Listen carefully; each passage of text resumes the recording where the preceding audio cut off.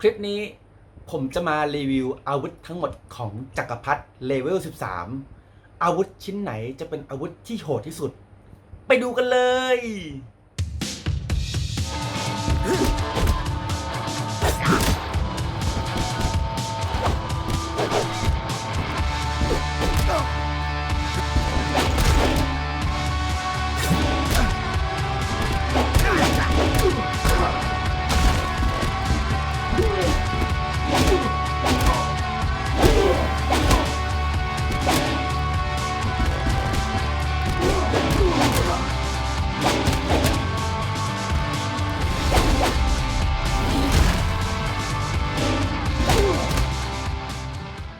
สวัสดีครับเพื่อนๆ กลับมาพบกับผมอ้นแชมเปี้ยนชิพในเกม Shadow Fight Arena กันอีกครั้งนะฮะ ก็เนื่องจากว่าคลิปจักรพรรดิที่ผมเคยทำไปในครั้งที่แล้วนะครับ ก็จะเป็นจักรพรรดิที่ยังไม่ได้รับการอัปเดตท่าการโจมตีใหม่นะ และเนื่องจากว่าจักรพรรดิก็เป็นตัวละครที่ผมมีไอเทมครบหมดทุกชิ้นด้วยนะครับ ดังนั้นผมก็คิดว่า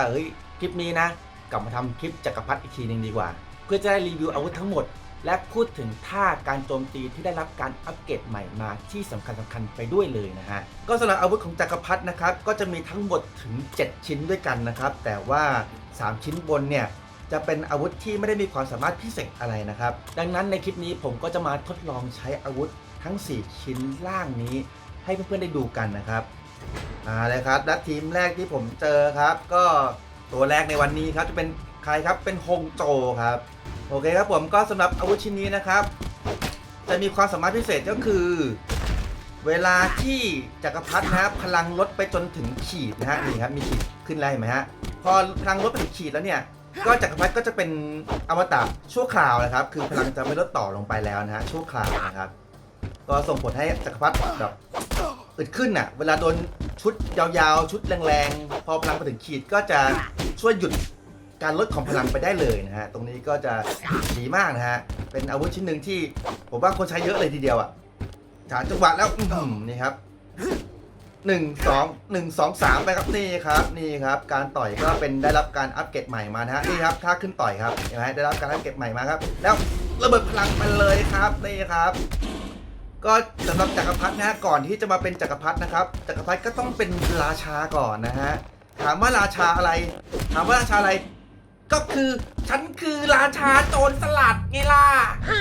โดนครับแต่ตอนนี้โดนครับแต่ว่า1-2นะครับ1-2ครับเหมือนครับตะปบเหยื่อแล้วหลบโอ้โหหลบไม่พ้นครับนี่ครับพลังเราจะเป็นอมตะอยู่สักพักหนึ่งฮะคือพลังจะไม่ลดลงเกินขีดนะครับก็ถ้าเกิดว่าเราสามารถชนะศัตรูโดยที่พลังเราลดลงมาไม่เกินขีดลงไปเยอะก็จะดีนะเพราะว่าพอเวลาพลังเพิ่มขึ้นมาเนี่ยตัวขีดนี้ก็จะกลับมาด้วยนะครับเดี๋ยวดูครับตัวขีดจะกลับนะครับ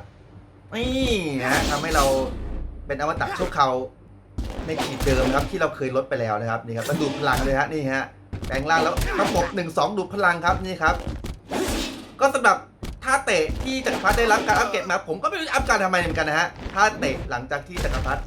เรียกว่าอะไรอ่ะแปลงร่างแล้วอะไม่ได้ใช้นะเพราะว่าท่าฟันมันก็ดีอยู่แล้วนะครับ1-2เลยครับนี่ครับพลังยังลดเป็น1ครับแล้วหลบทันครับจะมาถึงอ้อมหลังนี่ครับไปครับแล้ว1-2โอ้โหแต่ว่าระยะมันดีครับแล้วตอนนี้พลังผมไม่ลดแล้วนะแม่ลดถึงขีดครับ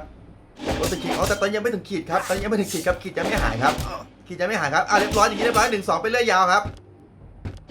แล้ว1-2โอ้โหโดนไปครับอีกตัวหนึ่งครับ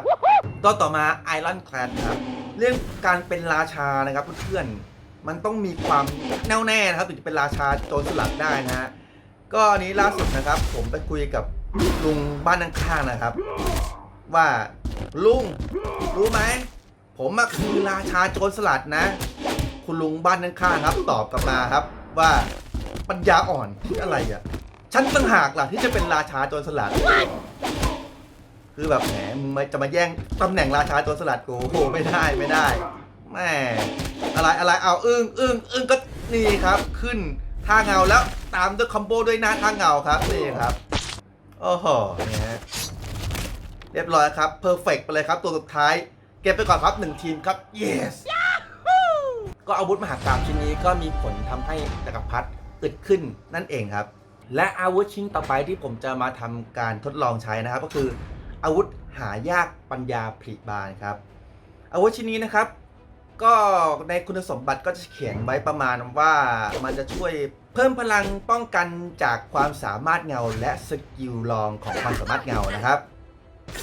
ก็น่าจะทำก็จากที่ผมอ่านดูก็น่าจะทำให้แบบเราโดนท่าเงาของศัตรูและสกิลลองของและสกิลลองความสามารถเงาของศัตรูเบาลงแหละนะประมาณนั้นแต่ว่าการโจมตีปกติอื่นๆก็อาจจะโดนดาเมจปกตินะไปครับก็ถ้าโจมตีเรามาพูดถึงถ้าโจมตีที่ได้รับการอัปเกรดมาดีกว่าครับจะมีท่าต่อยนะฮะท่าต่อยตอนที่จักรพรรดิจะไม่แปลงร่างเนี่ยก็จะทำให้โจมตีได้ไกลขึ้นนะครับส่วนใหญ่ก็จะอัพมาผมว่าดีขึ้นนะเพราะว่าท่าต่อยเดิมของมันจักรพรรดิตอนที่ยังไม่แปลงร่างคือใกล้มากอ่ะส่วนท่าเตะเดินหน้าเตะก็จะมีท่าเดินหน้าเตะนะครับที่อัปเกรดมานะตอนที่ยังไม่แปลงร่างนะท่านี้ใช้ดีนะแต่ค่อนข้างใกล้นะครับแต่ต้องใช้ให้เป็นเดี๋ยวผมจะลองใช้ให้ดูนะครับพ่นหนาไหมฮะลินหนาเอ้ยมันมีกรงเล็บเหมือนกันลินนี้เป็นตัวที่แบบมีท่าฟันปกติคล้ายๆกับจักรพรรดินะฮะ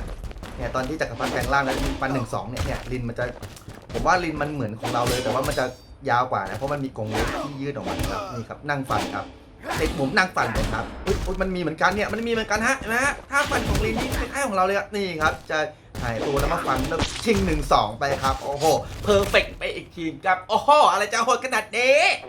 โหดกันตัวต่อไปฮงโจครับจะมาแย่งตำแหน่งราชาโจรสลัดกับข้าละนี่ไงข้าคือราชาโจรสลัดจากจักรพรรดิแล้วจักรพรรดิก็คือเป็นราชาโจรสลัดนั่นเองนะฮะอุ้ยโดนติดงงครับแต่ว่าผมใช้ท่าเงาบล็อกการโจมตีได้ครับเมื่อกี้แล้ว1-2ครับนี่ครับทุ่มได้แล้ว1-2ครับคอมโบมาตรฐานครับ1-2นี่ครับสวน1-2ครับแล้วก็ใช้หนามครับโจมตีระยะไกลไปครับทุ่มแล้ว1-2เหมือนเดิมครับถ้าฟัน1-2นี่ก็จะดีมากนะครับเพราะว่าค่อนข้างไกลนะแล้วก็จะเวลาแบบติดบล็อกศัตรูก็จะทำศัตรูไปไกลด้วยครับทำให้ศัตรูสวนเรายากนะฮะจบไปแล้วครับอีกทีมหนึ่งครับ yes อาวุธชิ้นต่อมาที่ผมจะมารีวิวนะครับก็คืออาวุธหายากแสงปลายอุโมงค์ครับก็อาวุธชิ้นนี้นะครับก็จะทำให้พลังชีวิตของบีดเงาเพิ่มขึ้นนะครับสรุปง่ายๆคือทำให้ตอนเราแปลงร่างปกติเวลาจักรพรรดิแปลงร่างพลังมันจะน้อยมากใช่ไหมก็อาวุธชิ้นนี้เวลาแปลงร่างแล้วก็จะอึดขึ้นนั่นเองครับนี่ครับวิธีการใช้ท่าเดินหน้าเตะครับที่ผมพูดถึงครับทุ่มแล้วเดินหน้าเตะ1-2ครับแล้วทุ่มอีกทีหนึ่งครับเห็นไหมฮะอุ้ยแต่ว่าเมื่อกี้ต่อยแรงไม่โดนครับในส่วนของท่าการแปลงร่างของจักรพรรดินะครับก็จะได้รับการอัปเดตมาใหม่ด้วยนะฮะคือถ้าแปลงร่างเดิม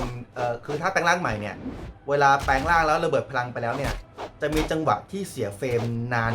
มากนะครับคือจังหวะที่เสียเฟรมเนี่ยเราสามารถโดนอัดได้ด้วยนะครับนี่ครับแปลงร่างไปครับปั๊บนี่ครับจังหวะนี้ครับถ้าเกิดว่าระเบิดพลังไปแล้วศัตรูสามารถโจมตีเราทันนะฮะเราสามารถโดนโจมตีได้นะครับนี่ครับจังหวะเข้าครับ1-2ไปครับ1-2ไปครับมาดิเข้ามุมเข้ามุมทุ่มแล้ว1-2ไปครับ1-2ฟันปกติ1-2ครับนี่ครับแล้วนี่ครับใช้ท่าเงาถอยหลังครับถ้าเงาถอยหลังนี้ข้อดีคือออกไวนะแล้วก็ใช้บล็อกการโจมตีได้ด้วยแต่ว่าข้อเสียคือเบานะเบาก็ส่วนใหญ่เราไม่ได้เน้นดาเมจอยู่แล้วนะถ้าถอยหลังถ้าเงาตอนแปลงร่างแล้วนี่ครับเน้นใช้ท่าฟัน1-2ครับระยะดีๆครับ1-2ยังครับโอ้โหแต่ว่าผมโดนบล็อกครับแล้วโอ้โหหนักครับตัวนี้โอ้โหคือมาตรงครับดีครับเท่ากับคิกกิ้งถอยหลังโดนอีกชุดนะฮะโอ้โหแต่ว่ากระโดดไปนี้โอ้โหแรงจังนี่ขนาดใช้อาวุธที่ทำให้เราอึดขึ้นตอนแปลงร่างเลยนะครับแหมซ้ายก็ยังโจมตีแรงอยู่ดีครับแล้วตอนนี้เข้ามุมก็เต็มนะครับโอ้โหแต่ว่าเมื่อกี้เรานี่ไงถ้าเงาขึ้นแล้วถ้าเงาเดินหน้าครับเป็นคอมโบครับโอ้โหแรงเหมือนกันนั่นเนี่ยได้เลยครับคอมโบนี้จักรพรรดิเวอร์ชันใหม่นี้ก็ทำให้เราสามารถแบบถ้าเกิด